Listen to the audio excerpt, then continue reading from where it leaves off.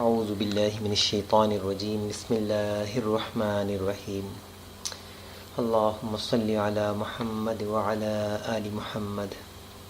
خواتین و حضرات، آج کی ویڈیو میں آج کا ہمارا موضوع ہے کہ گناہ گار مسلمان کے ساتھ اللہ کا قیامت کے دن کیا معاملہ ہوگا۔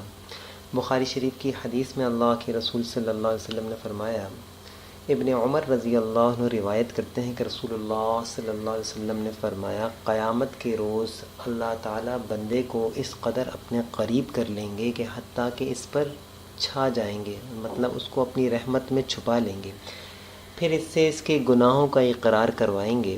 پروردگار اس کے گناہوں کو یاد دلائیں گے کہ فلاں دن میں تو نے یہ کیا، فلاں دن میں یہ کیا۔ بندہ اقرار کرے گا اور کہے گا کہ ہاں پروردگار، حتیٰ کہ اس کو یقین ہو جائے گا کہ وہ ہلاک ہو گیا۔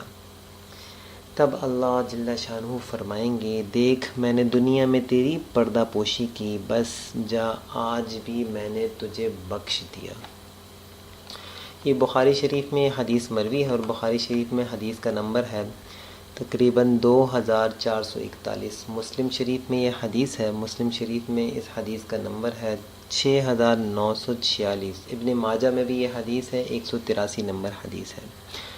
خواتین و حضرات، اللہ کے رسول صلی اللہ علیہ وسلم نے فرمایا، قیامت کے دن اچھے اخلاق کا وزن، قیامت کے دن مسلمان بندے کے اچھے اخلاق کا وزن سب سے زیادہ ہوگا۔ ایک حدیث میں اللہ کے رسول نے فرمایا کہ اچھے اخلاق والا قیامت کے دن دن بھر روزہ رکھنے والے اور رات بھر تہجد پڑھنے والے سے بھی اونچے مقام پر ہوگا۔